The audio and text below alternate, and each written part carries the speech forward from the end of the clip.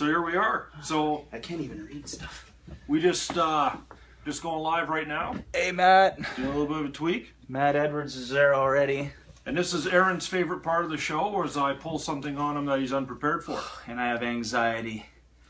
So actually, it's a good story. Well, good. It's interesting. So he just stopped by about 2-3 hours ago, and I live closer to Vancouver than he does. No military sizable base out here, and probably second or third time in like the decade I've lived here, we just go out on the deck and there's an F-18 doing a low pass.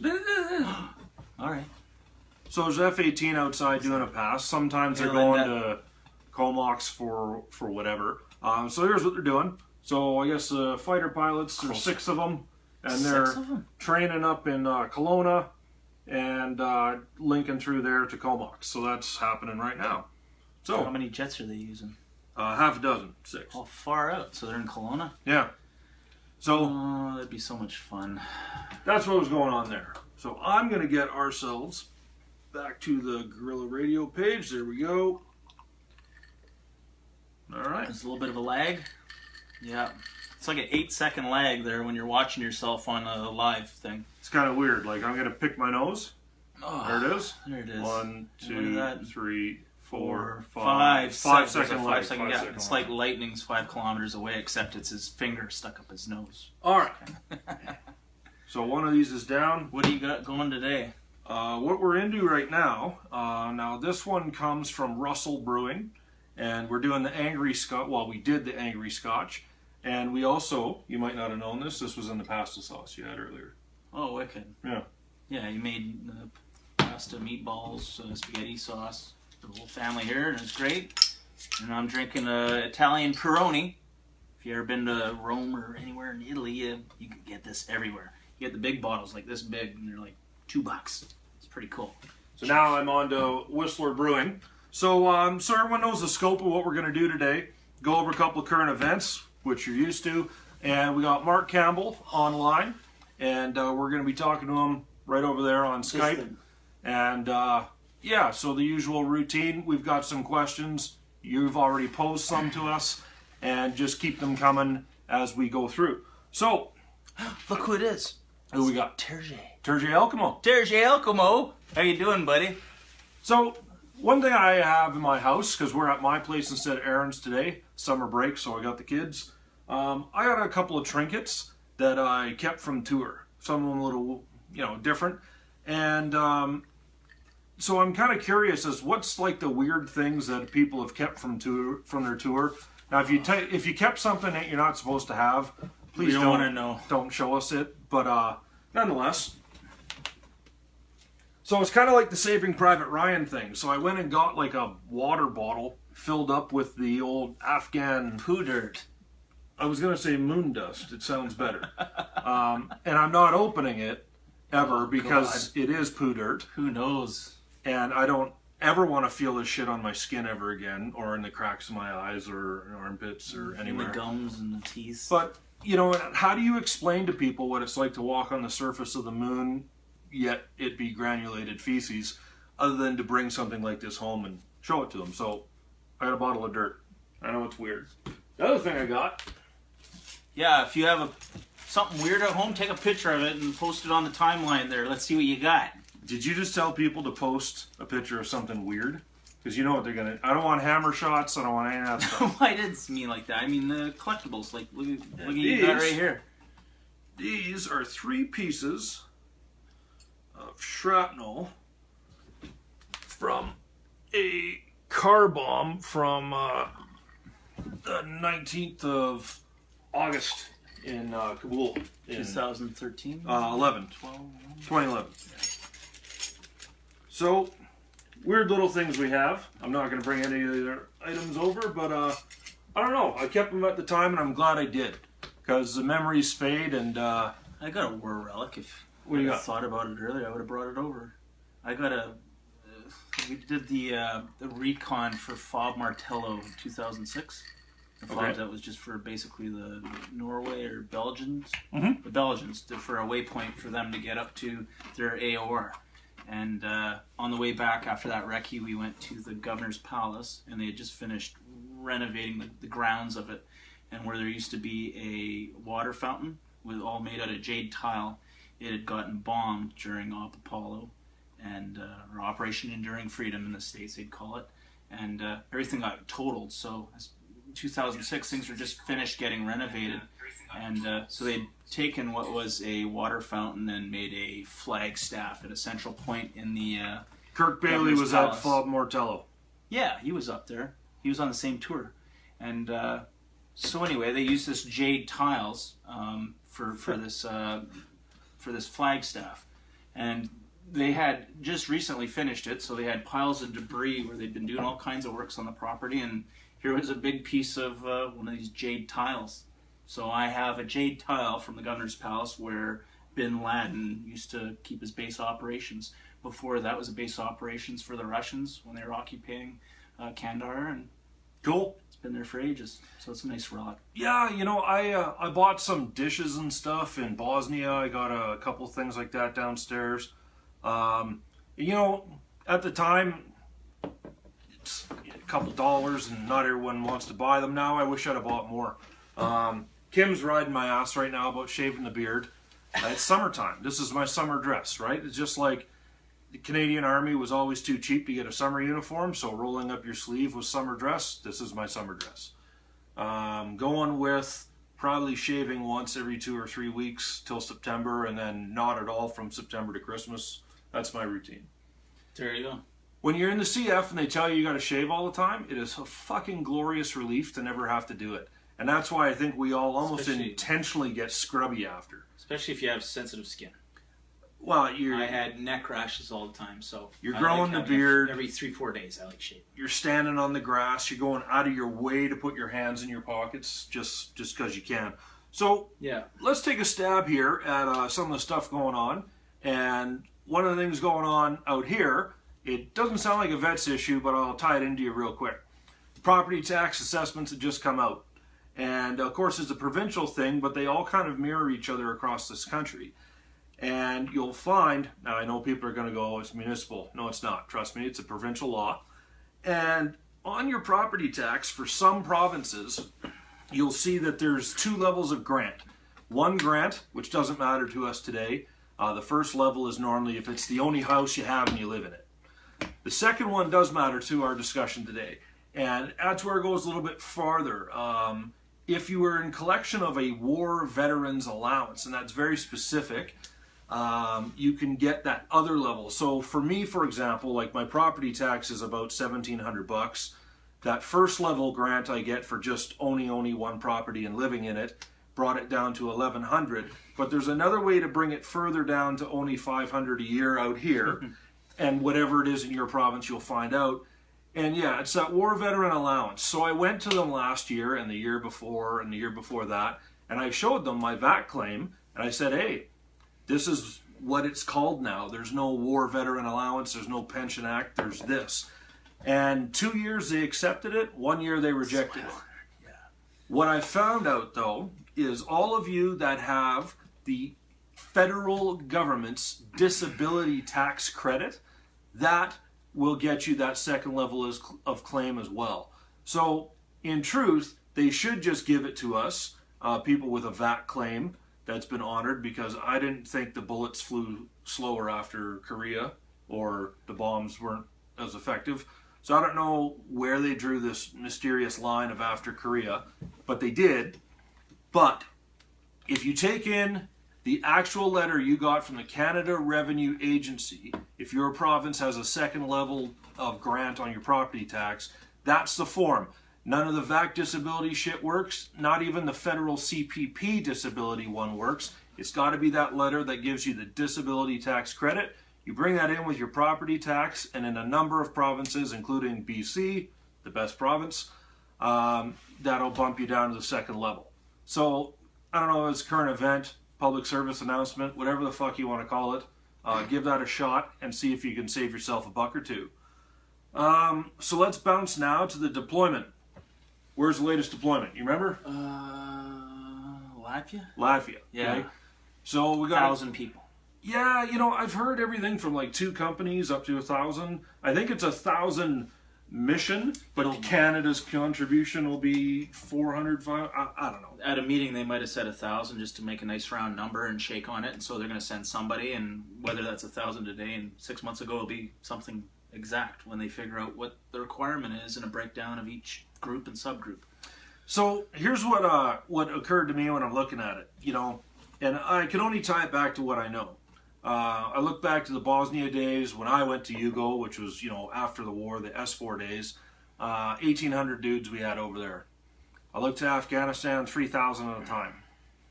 I look to now, there's no one mission that's got 3,000 guys, but in some ways I think it's going to be more taxing on the CF. Because when you got 800 dudes in Iraq, or however many it is, you got a couple hundred in the Ukraine, and now we're going to Latvia, and the government keeps saying there's this other peacekeeping mission coming up, North Africa, South America, who knows. So we could very soon find ourselves with 3,000 guys deployed again, because Mr. Trudeau has committed 6 fighter jets and a frigate as well to this mission in the Baltics. We're going to find ourselves with 3,000 guys out the door, but not one place. So the tax on our, I shouldn't say the tax, the stress on the admin net And the logistical train to an operation is suddenly ×1, it's ×3. it may even get worse than it was in our era, right? So we might find, and I want you to be wary of this with your veteran brothers out there, but particularly your still serving ones, is they might get into a system of extreme heavy rotation here now that they're going to have the support services in potentially 4 different places around the globe. Whereas, so they might not be getting shot at, but they're still getting work to their limits. yeah, I mean, the CF could very well find itself back in the system of sending everyone out the door on this tour and then robbing from that tour to send guys out on the next. I mean, I went on a tour once where we didn't have a recce platoon because the tour before us had borrowed it. And so then we were borrowing an RCR one, and I think tow came from the Van Du, and it was just a mess. And that's what I'm nervous about here. It's not that our fighting force can't do it, of course it can, but our brothers, the wrench turners, the gun plumbers, all these dudes, All the support trades, and there's dozens of them, like dozens. I'm worried that we're going to see them just doing pounding the tour after tour after tour. Away from the kids, away from the wife, and coming back and being different, and they get to a point where they see the long term, where they have friends that go down with PTSD. They go, screw this, and they move on. Yeah, and like it's coming in online here, overextended. Yeah, I would say not only that, I don't even know if it's manageable. I would love to hear them say, you know, we're piggybacking with another country for some of it, because they're going to have to. Well, they have to. How do we run 3 hospitals? The states seem to show up for every rodeo and probably get a ride with them.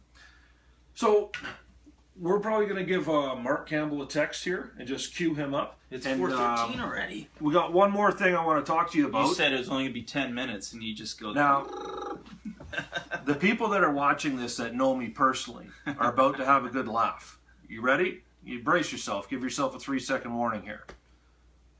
Okay, I'm going to talk to you about an online tool. That's right. Okay, so here's what's happened. There's a new caregivers online resource been announced by the VAC minister. I've looked at it briefly, and I mean extremely briefly here. I don't know the functionality of it, but it's a good thing in general, at least. And we want to give credit where credit's due. There's been some good things come out of the department in terms of online tools. And it's developing. It is. And I can also tell you this thing on the online stuff. They take... You're going to just trash the place? Typical. They do take advice. And they actually take it. Not like, you know, here's a box and put your suggestion in the never open box. And especially when there's a court case and abeyance agreement. That might have helped it a little bit. So there we were last summer. Minister O'Toole pulled a bunch of us and some others, and we were in Charlottetown, and the group was broken even farther. And those of us that were talking about service delivery at the time, they showed us the MyVac account. Yeah, I actually forget some of the people in the room, but Bruce Moncoeur, Middick was in there too. I think. Jody Middick was part of the group. Yep. And Marie-Andre Millette. Yes. She's helped co-write the Caregiver Brigade site online that connects you to every sort of resource there for PTSD and veteran support online. And so we're there, and they ran through it with us, and they asked us our opinion. We highlighted some things we thought were, in need of work. And some of the stuff we brought up to them when we went back to the next meeting in November had already been addressed. They actually did some stuff. They actually did what we recommended that they would do. And you know what? I'll poke my finger in their eye when they need it. They need it lots. But I'll give credit where it's due. And in turn with the online resource, they listened to us. It's light years ahead of what it was just last summer. And it was brought up, I guess, probably for a year leading up to that. And finally, Aaron O'Toole created a committee where there was the opportunity to finally get the schmees at VAC HQ, the young computer experts, to work with the veterans and actually, how can we make this work together? How can we get into your heads and get this working where you're going to use it? So one of the other things back last summer, they blew this idea by us about this online caregivers tool, and we saw it. We gave some critique, and I'd actually forgotten about it, and now it's come out. And so give it a go and send in your recommendations. In fact, I promise you this, because I'm going back to Ottawa in a little bit. If you give it a good go and look through it, send your recommendations to me. If I can understand them, that means they're computerly literate to just about everything that draws breath on this earth. And then I'll try and move them forward as well. So yeah, I want to chalk that up as a win, because even since November, we've even seen more simplifications,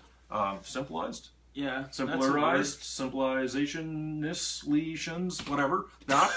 All the suffixes together, it'll eventually make sense. So all those things, we did see even some more changes. So credit where credit's due. Those of you in the department that are working on the online tools, it ain't perfect yet, but it's light years ahead. It's the logging in mechanism that is the current complaint that still hasn't been addressed. You got to have multi-passwording, and yeah, it's a bit of a pain in the ass. So looking at this Latvia thing here, which guys are mentioning, so yeah, there are 4 different 1,000-man groups that are being built. Canada is headquartering one and providing a significant amount of that force, I believe 400. Who knows what it'll actually turn out to be, but that's essentially the long and the short of it. So let's get Mr. Campbell on here. All right. So while he tees up with Mark Campbell, we are not computer literate. Not even close. That's the right term though, right? Being computer it's literate. the one we're going with. Okay. Hey, Mark. How's it going? Get up in the center of the screen a bit. You're like hiding on my shoulder. You're like a little bumblebee. Sit on a phone book. 8 phone books. Yeah, a couple phone books. I'm working on it. There you go, buddy. You're good to go, man. All right. Oh, wait, you can't even see him. What are we going to do? Tilt? Tilt? Nope. Just come back to your heads. Okay, hold on. Just hold on. This is like what it's like to be a roadie. Oh, we're going to do a quick course on it. All right. This is something we didn't anticipate. You can't see Mark. Put her down. All right.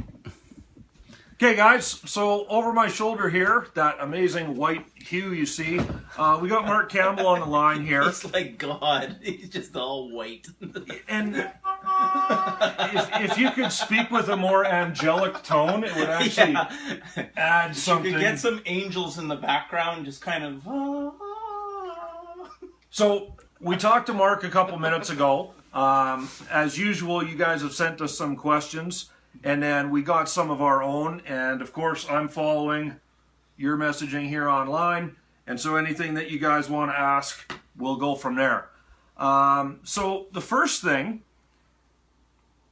I'm going to go with a bit of a doozy here, and I just want to, can you explain, now that you've adapted to your injuries as best you have, You've spent years in your new condition. What could you tell me about financial costs that you endure that the average person like me does not? Yeah, okay. Good. It's what I refer to in our discussions with back as the cost of being crippled. And I'll give you some examples of that. I mean, I used to be pretty handy around the house in terms of everything from drywall to foundation work, you name it. I was pretty capable of doing that. No longer is that the case because I'm confined to a wheelchair. So I can barely swing a hammer, and if it's between where my knees used to be and my shoulders currently are, I can usually hit a nail, 5 times out of 10. But that's about it. So anything to do with the house now, I have to throw money at it. And I think we can all agree that contractors, plumbers, electricians, they don't come cheap.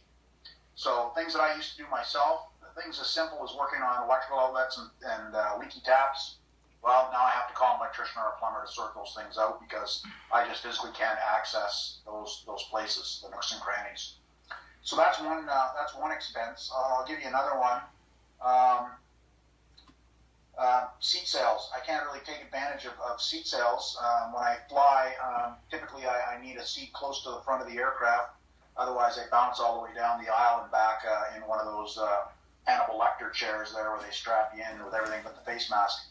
So the seat sales aren't an option for me. Same, Right. Short notice vacations, vacations.com and all that. It doesn't work because I have to have an accessible room, wheelchair accessible room, the wheelchair accessible bathroom, so on. So I end up paying full fare for any time I go on a vacay or whatever associated like that.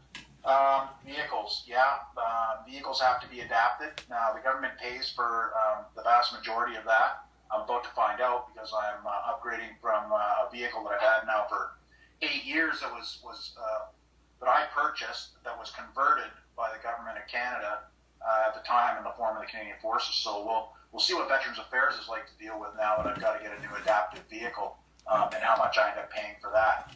But just silly things like I need a bed. I need one of those adjustable beds because the lack of legs and the constriction of my hip flexors from being in a wheelchair all the time has led to a point now where my old compression fractures from parachuting and whatnot in my lower back are giving me real trouble on a conventional mattress. So I need an adjustable bed. And I'm probably going to have to end up paying for a good chunk of that because I need a king-size bed with the wife because I flail in the night and she needs the space to get away from me. But that's the intimacy we still share, is sleeping at night because of my sexual dysfunction. There's no marital intimacy. So the best we can do is sleep together. But when it comes to getting a new bed, that probably, it may or may not pay for the whole shot. I may have to pay for half my bed because only the half that I sleep on is the part the back's concerned with. So, that's going to cost me $5,000 or whatever. So it goes on and on and on. But yeah, there's a definite cost associated with being handicapped. There is no two ways about it. Yeah. And it hits you in the pocketbook. Absolutely. Go ahead, Aaron. Can you move over to your right so that big white background isn't right behind you? Your right, my left? Yeah. That way? Or Yeah. that? Nope, the other way. That way. It's just you have a big white closet behind you, and it's blinding you out. Okay. How's that working for you? Yeah. It's not going to work. So, on top of that, I'm trying to get out of it, but I'm surrounded by white doors. yeah.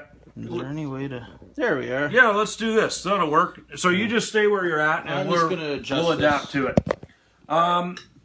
If you don't mind, I want to dabble a little bit into the question of mental health here because for me, you've been one of the guys that came. I use the term coming out, and it might get a chuckle, but you've been one of the guys that did that turned around to your peers and said, "Hey, this is what I'm going through." How was that experience for you when you went to your peers and said, "Hey, I'm suffering not just from what I'm missing here physically, I'm suffering in the head as well"? Well, that's a good question, and I haven't found it that difficult in terms of relating it. People tend to assume when they see someone with the injuries the extent of mine, the obvious physical injury, the missing legs, people automatically assume, oh, geez, there must be some mental baggage that goes along with that. So for me to turn to my friends and say, you know, I'm dealing with some demons here. I've got post-traumatic stress and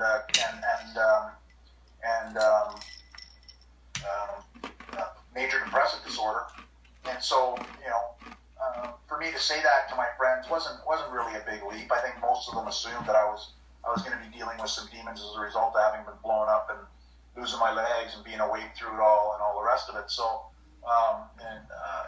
so it hasn't been a big challenge, and I don't think people have treated me any differently. I mean, it's like anything else. You go through a major change in your life. In my case, acquiring a disability, and some people you thought were your friends can't handle it. They can't handle, for whatever reason, they can't handle being around hospitals, so they don't come visit or whatever. But some people fall by the wayside. Other people sort of step up. It's like anything else in life. When there's a challenge, some people step up, and some people, went way out of their way to help me get back on my feet, so to speak. Although that's not really the case, but you know what I'm saying. So to speak.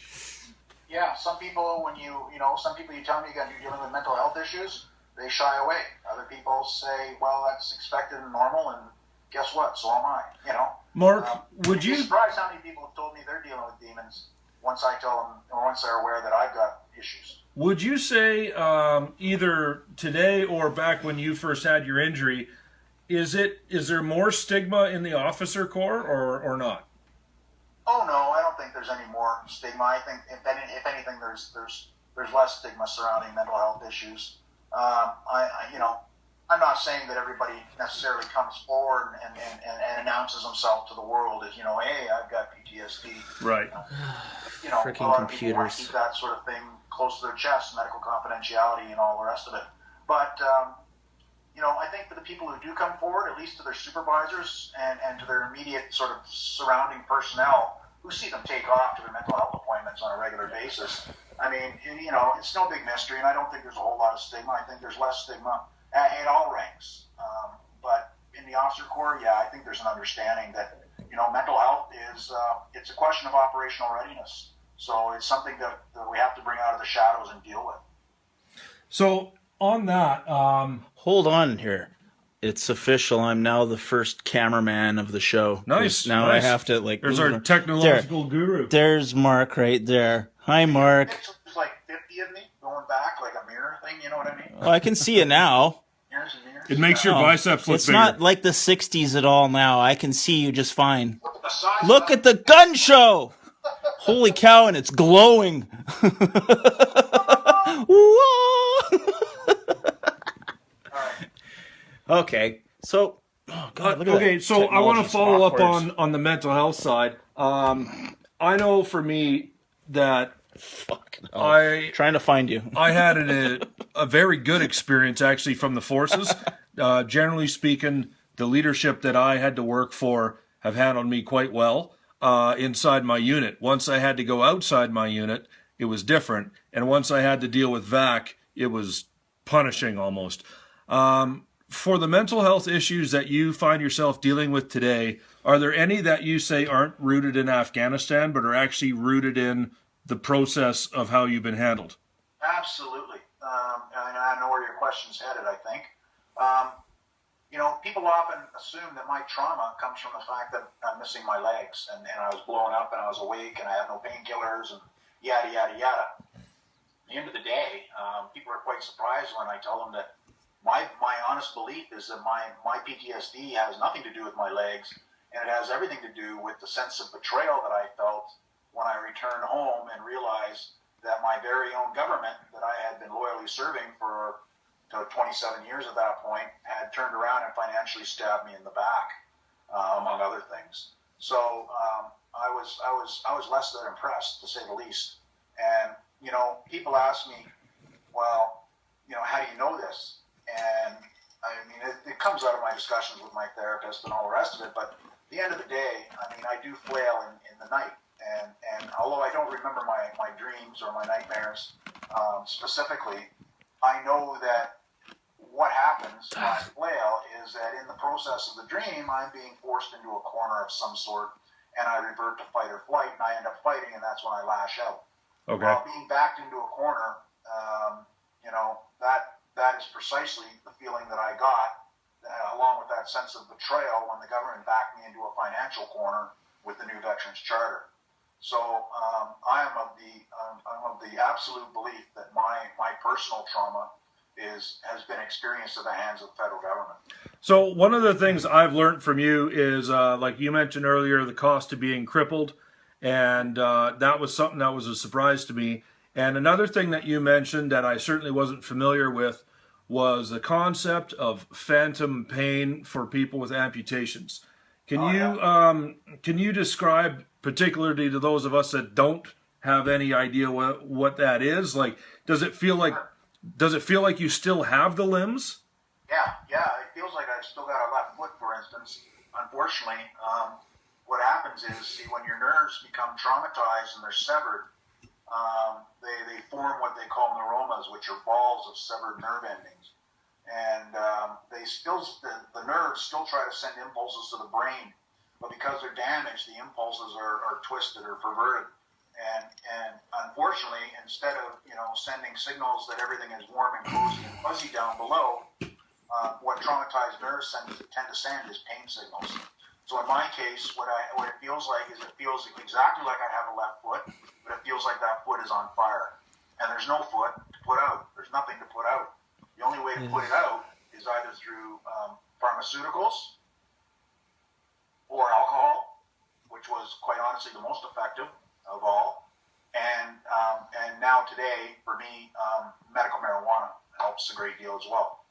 I'm on methadone. That's what helps control the phantom limb pain and bring it down to a generally tolerable level. But I still have breakout problems where I need to address like stabbing, throbbing pain that comes from out of nowhere. This tends to be transient, but it can last 20 minutes, half an hour where I'm just in agony. And I find the medical marijuana is particularly effective in that regard as a breakout pain medication, because I don't have any prescribed pharmaceutical for breakout pain. I've reverted to the marijuana, and it's certainly preferable to the alcohol, which used to be the only other solution. Because we asked the same question to Jody, and one of the things he'd mentioned was that the skin that used to be on his lower extremities is part of the skin that is now around the stump at the end of where his body now ends. And so he still probably has that foot nerve or the knee nerve or whatever. I don't know how to get more technical about it than that. Yeah. No, I hear you. Like on my left leg, it's a different story. My left leg is I'm not going to show it to you unless you guys want to see it, but it's man. I'm just kidding. it's pretty ripped up, right? Yeah. It's pretty trash, and about 60% of it's grafted tissue. So there's no residual feeling. In fact, that tissue's dead. It's scar tissue. Yeah. But on my right leg, what they ended up doing was they ended up taking the skin that used to cover my calf on the back of my leg and wrapped it forward over the stump and then stitched it to the front of my thigh, if you will. Yeah. So when I scratch that stump, it feels like I'm scratching the back of my calf. Right. So, yeah, there is that extended sensation. But when it comes to the actual pain I feel, it's usually pain in the foot, in the extremity, or in the knee. Okay. And those I just don't have, and I don't have the nerves for those anymore either. So that's just the body making shit up. Someone's asking about, I want to cut in here, and we got to make sure everyone's engaged. Well, I can't go that way. But for some reason, they put the questions sideways on this bloody thing, so I gotta go like that. Questions are on there. Okay, do I go like this or like this? So which of the physical adaptations you had to make to your new life was the most unexpected? Ooh. Physical adaptations was the most unexpected. Socially? Physical adaptations. I'm sure like you're saying, things I had to do to my house or things that I had to prepare for? Yeah, did anything about adapting to your new life catch you off guard? Your routine. Like, I think right now, if I lost my legs, I know I'm getting a new car and I probably got to widen the entrance to my house and build a ramp. I think those are the things that are assumed. What comes after that? Like, what else? Is there any that you were unexpected in that regard? Like things you had to do to your living conditions to now live? Yeah, well, my house was an interesting process building it because I couldn't afford at the time to hire a specialist architect who was familiar with barrier-free accommodation and building a barrier-free environment. So I pretty much had to fake it with the assistance of a very helpful occupational therapist who looked over the floor plan once myself and my builder had come up with our best guess at what extra floor space should look like. So in the case of my house, right from the get-go, we built it with 48-inch wide hallways instead of 36-inch standard. And that takes me a 48-inch diameter to be able to pull a 360 in my wheelchair without bashing into the walls. So that was deliberate, so I wouldn't have to back down hallways and things. I would always be able to turn around. So there's nowhere in my home where there isn't a 48-inch turning diameter. So even the island in the kitchen, the surrounding cabinetry is 4 feet away. It's real spacious, eh? So it's very spacious, but it has to be that way for me to be able to roll around the wheelchair. So the house has about a quarter more physical floor space. It's a bungalow, so it kind of looks like a sprawling bungalow just because of the extra floor space issue. The wider doorways, the wider hallways. The doorways are all 36 inch, 9 inch, which is the industry standard. The house is built around an elevator shaft because it's a walkout bungalow with a lower floor where the kids and the hobby room is. So I have an elevator built into the home that stops at the main level where everything I need to live is associated, other than the mechanical room. And then there's a stop at my garage, which is in between the two, and then a stop in my basement. So there was that not adaptation, but that physical design had to be incorporated into the home. I had to have an elevator because I don't do stairs. Okay. I do a chair. So a roll in, roll out shower, like I had experienced in some of the hotels I'd stayed in. We had that incorporated into the home so that I don't have to go over a lip of any sort. All the tile is sloped back into the shower so that it stays confined in there, and I just roll in my chair, jump onto a fold down bench, and away I go.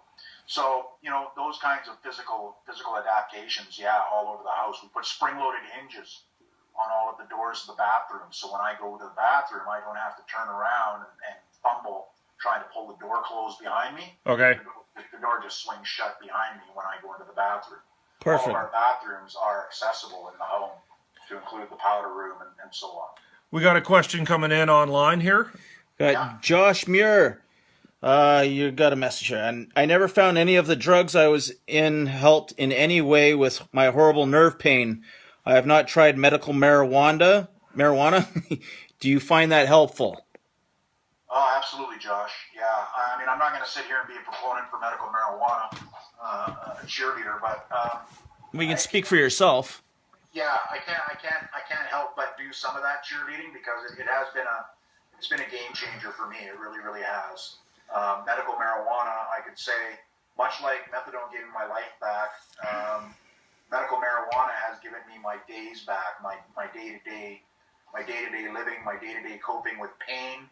But as much as it helps with the phantom limb pain, and it does, because all the studies about marijuana and pain to date have focused on neuropathic pain, because that's where marijuana has been found to be the most effective as an analgesic, is in the neuropathic pain. Neuropathic pain is precisely phantom limb pain. That's exactly what we're talking about. Okay. So medical marijuana has been institutionally determined through university studies to be effective for phantom limb pain. So that's what really turned me on to medical marijuana in the first place. But after that, what I also found was that it's incredibly effective in my personal case for anxiety and depression as well. So it's been very useful in that regard. The end of the show. My suggestion is to give it a try. It may be for you, it may not be for you. Some people it just puts them to sleep. Some people it makes them nauseous. Other people it helps with nausea so they can eat when they have cancer. And Mark, is it fair to say that it can take a while to get used to it? and to Absolutely, buy yeah. into it mentally. For the first while, you can be a little paranoid, and you got to take it easy and take it light, Yeah, build up.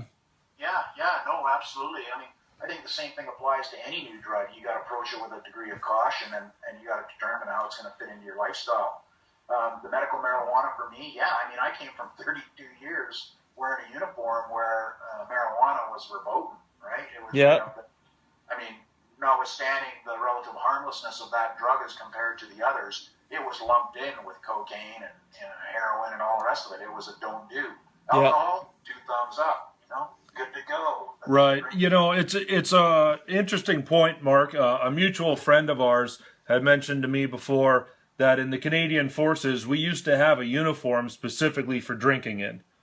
Yeah. Right. I mean, that's what it did. There was no time I ever wore a mess kit by a cenotaph. It had a direct function, and it was for having booze. And I know even something that I experienced was you'd go to a function, and they'd say, hey, be responsible, have a secure ride home. But even just at the meal, you've got wine, the beer's going, there's port, there's dram, there's all. So by the time you're even done just having dessert, you're half shittered anyhow. And yet, here's this other product is just like, no, big X, don't touch. Straight to jail. My- It's like on the Monopoly board.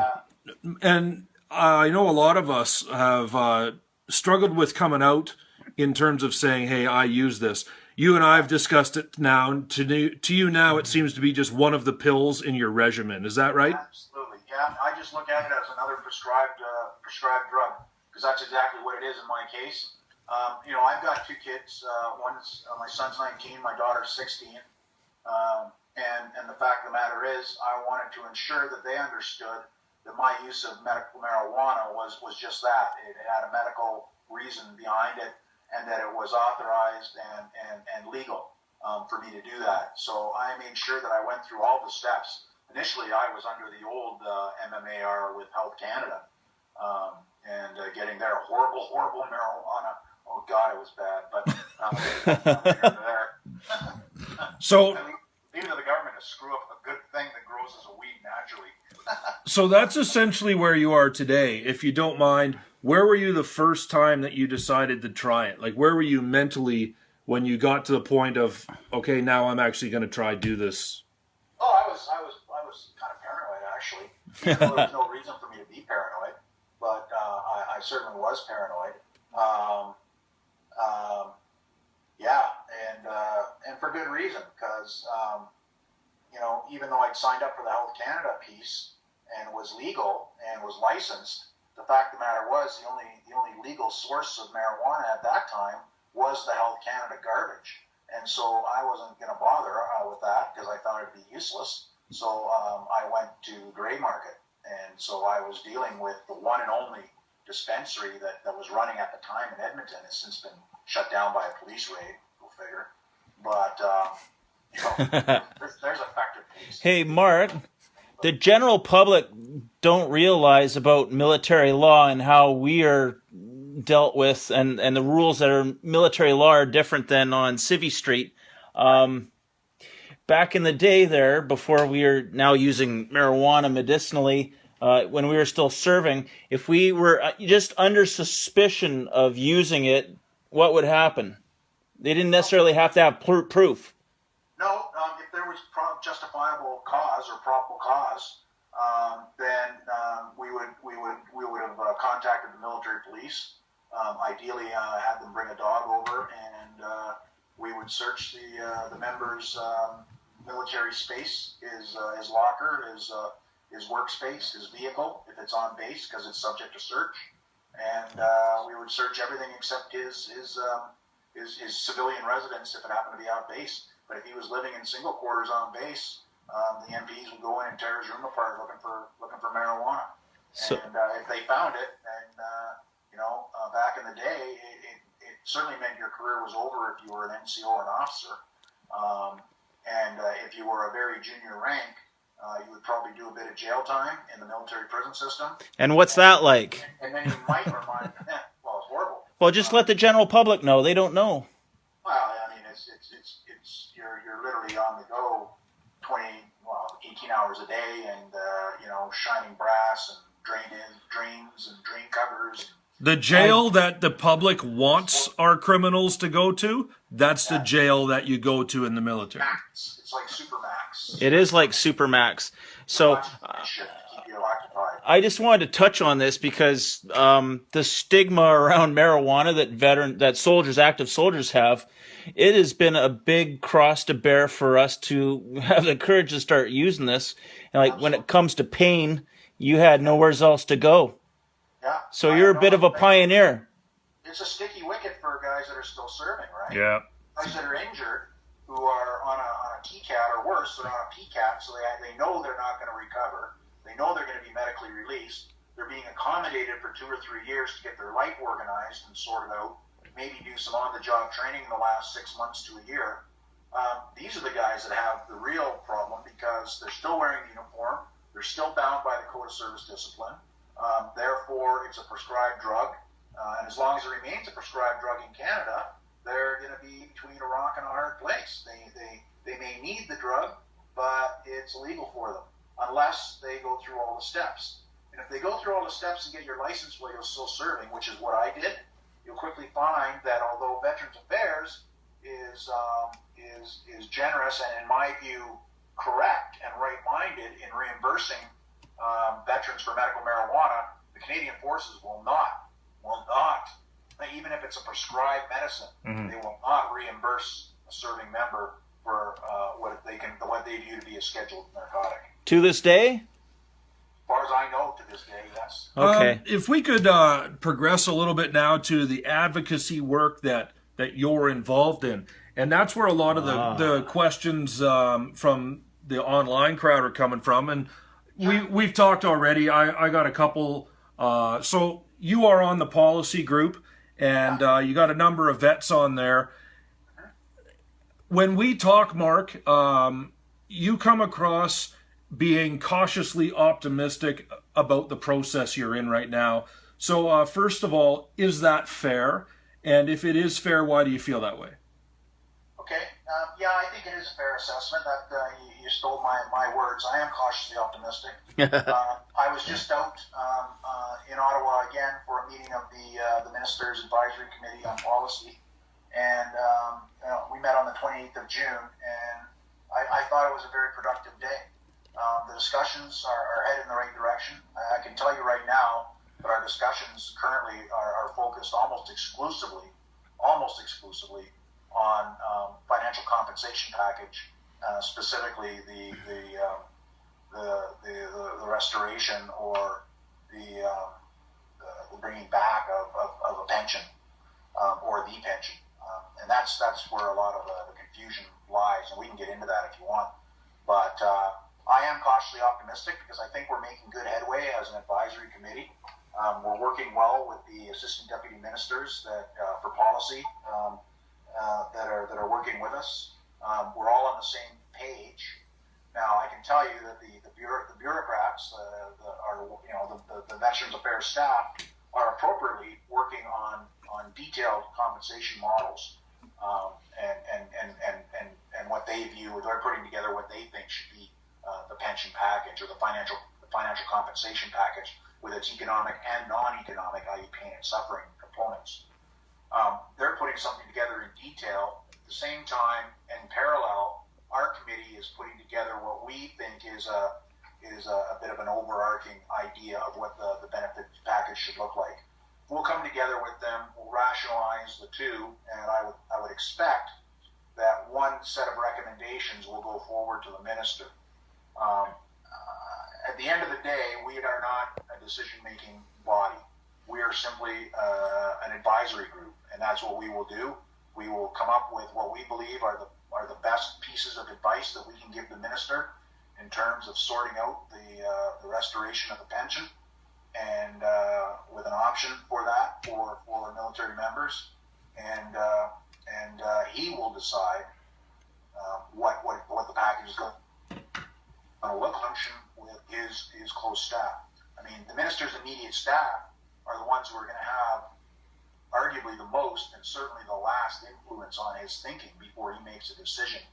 It won't necessarily be our advisory group, although I would expect that he'll take our recommendations, since they're those of us and his principal staff. He'll take them seriously. The fact of the matter is, at the end of the day, there will be people whispering sweet nothings in his ear right at the moment where he makes a decision. I found this kind of a statement and a question at the same time. I found, because we're on a different group, as everyone in this room well knows, veterans are very well posed to fight. I mean, we were trained to fight. And even in the advocacy world, it seems that that's our natural instinct because, to be honest, we've been pushed into this corner by a bureaucracy. So we kind of need to struggle out of it.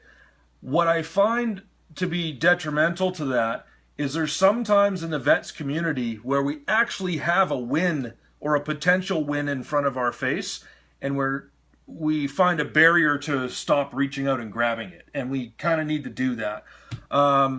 And is that something that you're concerned about? Is that something that you guys see on the policy committee as well? Well, at the end of the day, Brian, you're never going to please all the people, right? I mean, that's the bottom line. There are going to be veterans. I mean, there are veterans who are on both ends of the spectrum concerning financial compensation. And there are different spectrums of, some different concerns.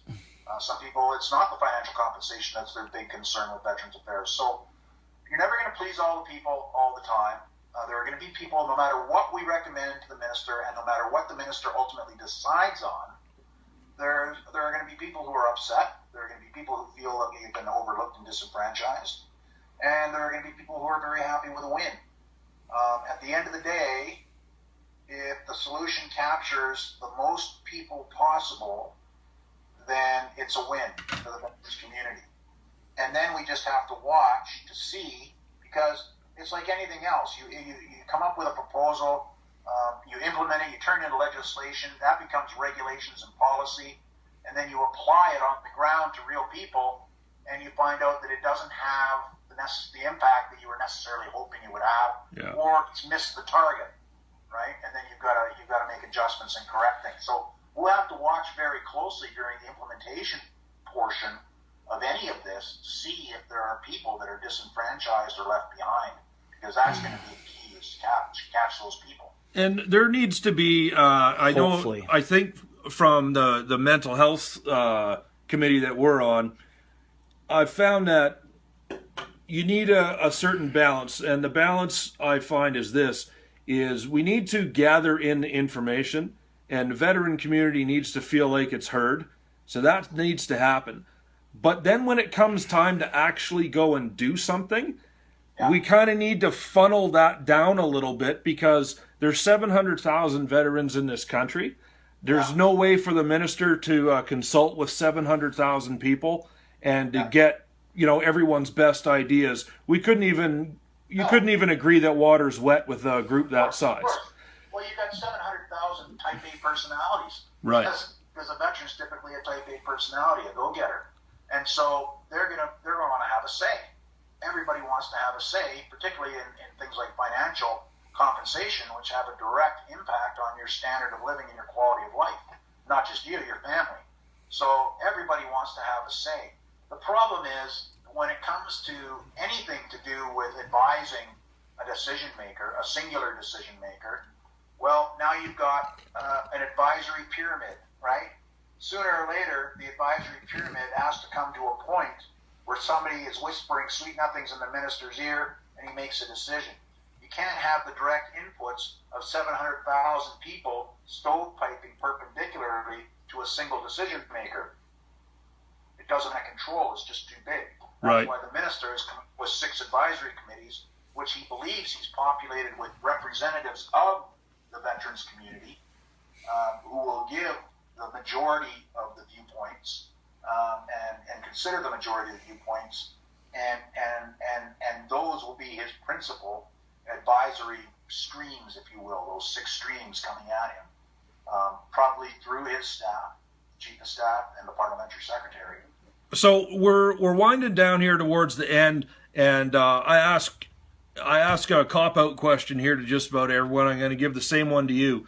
What haven't we asked you that you think we need to know? And by we, I mean the fact that you've probably got a couple hundred people following this now. By next week, it'll be viewed by a couple of thousand and their families. What's one message Mark Campbell's got for that community? My message is this. We need to look after the young guys that aren't looking after themselves and that aren't speaking for themselves. And it's critical that we do this, because right now, under the financial compensation model that we're existing in, under the new Veterans Charter, we've got a problem. We've got the people who are exposed to the most danger are the least paid. Right. And the least paid is problematic when your compensation is based on your salary at the time you were injured as opposed to your injuries themselves. And this is the problem. We're compensating people based on, 75 or soon to be 90% of their salary at the time of injury in terms of the economic compensation, not the pain and suffering, but economic compensation. We're saying you used to make this, we're going to give you 90% of that, and we're going to give you a career impact allowance to go with that, which should make up for the missed promotions and pay raises. And off you go into the sunset with this bundled together, looking like something like a pension for the severely and for the moderately and severely disabled at least. I can't say that guys with a 5% disability are going to get a lifetime pension. They should for pain and suffering, perhaps, but not as an economic offset, not as an economic piece. They'll probably get a lump sum instead, which is sort of the Pension Act approach. So all these things have yet to be discussed. I don't know. I'm just speaking off the top of my head. These things need to be discussed. They need to be batted back and forth. The bureaucrats need to have their say. We need to blend all this together into a set of recommendations for the minister. So I can't tell you any detail this time. One, because I'm bound by confidentiality. Right. Two, because I honestly don't know. We're not there yet in our discussions to be able to say it's going to look like X, Y, or Z. Okay. I really can't. What I can tell you is we're deadly serious about bringing back a pension, if not the pension, a pension that is good as or better than the Pension Act. And we're looking at bringing this recommendation for this package forward in time for Budget 17. And all the experience that you speak of, you're speaking as a Canadian Forces major with physical injuries that's gone through mental health concerns. And throughout all this, if you've had some financial concerns and struggles, you're going to bat here because you know that the privates and corporals that make even less than you, so their 90% compensation is even more of a struggle for them. And that's the sum up of what I just heard from you, yes? Yeah, bingo. Yeah, you hit the nail on the head. That's what keeps me going. Is the young guys. I mean, that's the whole raise on debt for an officer in the first place, right? So Just look after the troops. So this guy back here had a job commanding, a company worth of men. That's what majors do. And so why we wanted to bring him here, other than the friendship I have with this guy, I want y'all to know that he's still going to bat after being out of the forces for injured privates, injured corporals, injured lieutenants, and that's what's driving him. And so I'd like to sum it up on that, and I'd like to thank you for your participation today, Mark. Oh, you're very welcome. You're very welcome, Brian. You're very welcome. It's a pleasure to be on the show. It's a pleasure to try to get some of the word out there. Your questions were great. Hopefully most of them came from the audience. But, Aaron, Brian, thanks for the opportunity. I appreciate being part of Guerrilla Radio. All right, Mark. Take care, man. All right, guys. Keep it up. Cheers. Love you, bro. Ding. All right, so we're going to take a second here to get ourselves discombobulated. That was awkward because We'll work through it. we didn't do a check. Like, we did a check over at the dining room table at lunchtime, and we're sitting there eating spaghetti and shit and like having a beer, and then we get it all set up and then turned it on over here, and camera angles and closet in the background, and kaboom, couldn't see anything. So, but we adapted and it worked out. I wouldn't even say we overcame. We just did it. Yeah, we'll we get did it. there. We're low tech, and it's always going to be a little bit of that because, hey, we're not trying to run for the Olympics or anything here. So we go through this here. We're just going to recap. Obviously, a lot of people out there heard about Mark. Mark came forward, and Mark's been a plaintiff in the Equitas court case. Mark is out there doing what he does because he knows that there's people that are suffering just like him and are compensated even worse than he is. And it's, you know, I'm not going to get all emotional here, but it does kind of crack me up a little bit when I've seen the work that guys like him keep doing. And I'm proud to know a guy like him. I just leave that at where it is. Mark's very upfront, and he'll tell you what he's going through. He'll tell you what's wrong with his body, his brain. He'll tell you what's going on in terms of the medications he's used, what therapies work for him, what didn't. It's unique because two guys here, we've tried yoga. Never would have thought that I would have tried yoga. I tried. I still do it weekly. I have to now to keep my back together. And just like Mark, I was in a previous position where, you know, if someone was to ask me about cannabis, I would have had to counsel people against it. Well, now you've got a guy like this saying that it's one of the few things that's actually helping him move forward. And I will leave it at that. In terms of the current events, we're just going to sum these up. Look at your property tax. Okay. Yes, I know it's handed out municipally, but it is a provincial law that drives it. So that's what you have to look at. And see if you have a second level grant in your province. Not all of them do, but most do.